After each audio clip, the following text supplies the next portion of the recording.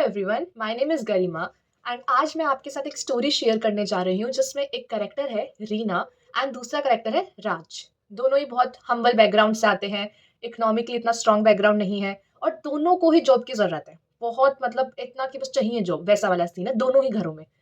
अब रीना और राज दोनों को ही अचानक से एक ही जॉब से लेटर आता है इंटरव्यू के लिए कि हम आपको इंटरव्यू के लिए बुला रहे हैं। अब जो रीना होती है वो बहुत डर रही होती है, राज भी बहुत डर रहा होता है। अब डर किस लिए रहे होते हैं? क्योंकि उनको अपना सिटी छोड़कर किसी और सिटी में जाना है और एक नाइट के लिए स्टे करना है। अब वो सोचते हैं कि दोनों के पेरेंट्स आ नहीं सकते हैं, अकेले जाना पड़ेगा, मे बी किसी फ्रेंड को लेके जा सकते हैं। अब वो सोचते हैं यार पेरेंट्स अलाउ ही नहीं करेंगे, दूसरी सिटी और रात में ऐसे जाना अलाउ नहीं करेंगे बिल्कुल भी। जाना सुबह है बट नाइट स्टे करना पड़ेगा वहाँ पे। तो वो सोचते हैं कि नहीं बिल्कुल भी अलाउ नहीं करेंगे। अब रीना ये सेम बात अपनी एक फ्रेंड गीतिका के साथ शेयर करती है। अब उसकी फ्रेंड गीतिका उसको मोटिवेट करती है कि नहीं मैं तुम्हारे साथ चलती हूँ, सेफ़ है वो सिटी, उस सिटी में कोई ऐसी प्रॉब्लम नहीं है, मैं किसी अपने जानकार को भी जानती हूँ, हम वहाँ चल सकते हैं, इतना कॉस्टली भी नहीं है, अंडर हो जाएगा आपका अंडर लाइक 4000 के भी अंडर हो जाएगा, ये भी ज़्यादा हो गया लाइक 2000 आप मान लो एप्रोक्स की हो जाएगा एक नाइट स्टे इंक्लूड करके।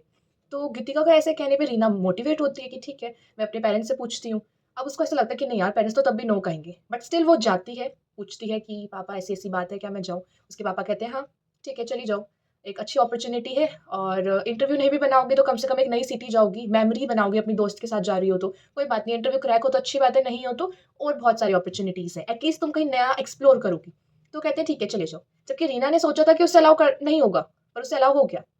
अब एक दूसरी कैटेगरी है राज जी की। अब राज जी जो है वो भी जाना चाहते हैं, पर गट्स फीलिंग ऐसा कह रही है उनकी कि नहीं अलाउ नहीं करेंगे पेरेंट्स।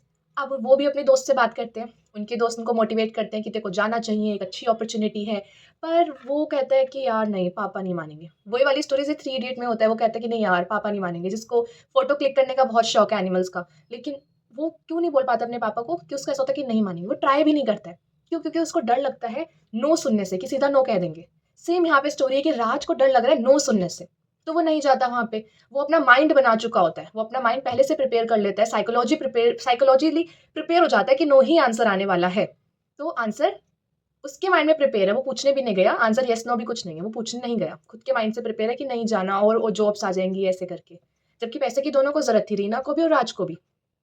रीना जाती है उस जॉब में, इंटरव्यू सेलेक्ट हो जाती है और राज जिसने पूछा भी नहीं अपने पेरेंट्स से, वो गया भी नहीं, उसने अपॉर्च्युनिटी छोड़ दी और अनएम्प्लॉयमेंट रेशियो इतना है कि अब गवर्नमेंट जॉब 2-3 साल बाद आएँगी, इतनी आसानी से आती भी नहीं है और उसने वो चीज़ छोड़ दी। फिर उसने प्राइवेट ही जॉइन करी जिसमें वो 12,000 रुपीज़ में कोई जॉब कर रहा था एंड जो रीना है, वो कुछ अच्छे खासे पैकेज में जॉब कर रही थी क्योंकि उसको गवर्नमेंट जॉब मिल गई।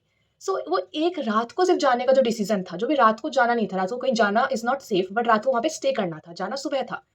तो उस चीज़ के लिए उसको सिर्फ़ ये डर लगा राज को कि मुझे नो मिलेगा आंसर में या 2 बातें एक्स्ट्रा सुना देंगे मेरे को। तो ज़्यादा से ज़्यादा क्या होगा एक्स्ट्रा बातें सुनाएँगे, 2 नो बोलेंगे बट एट लीस्ट क्या पता वो यहाँ कर देते, एट लीस्ट बताना तो चाहिए उनको। उनकी नज़र में, उनके दिमाग में वो बात तो डालनी चाहिए कि हाँ, ऐसा कुछ है, राइट? कि मैं जाना चाहता हूँ। तो वो चीज़ उन्होंने वहाँ पे नहीं बताई। तो मेरा यही कहना है इस स्टोरी से कि please don't make up your mind already. अगर आपको कोई जॉब करनी है, आपको कोई सिटी से बाहर जाना है, आपको कुछ भी हो, आपको इवन सिटी से बाहर नहीं, अपनी सिटी के अंदर रहकर एक जगह से दूसरी जगह जाना है या अपनी मनपसंद जॉब करनी है, जो वो जॉब आपके पेरेंट्स कह रहे हैं आप नहीं करना चाह रहे हो, तो रिस्पेक्टफुली अपना डिबेट करो, रिस्पेक्टफुली अपना डिस्कशन करो।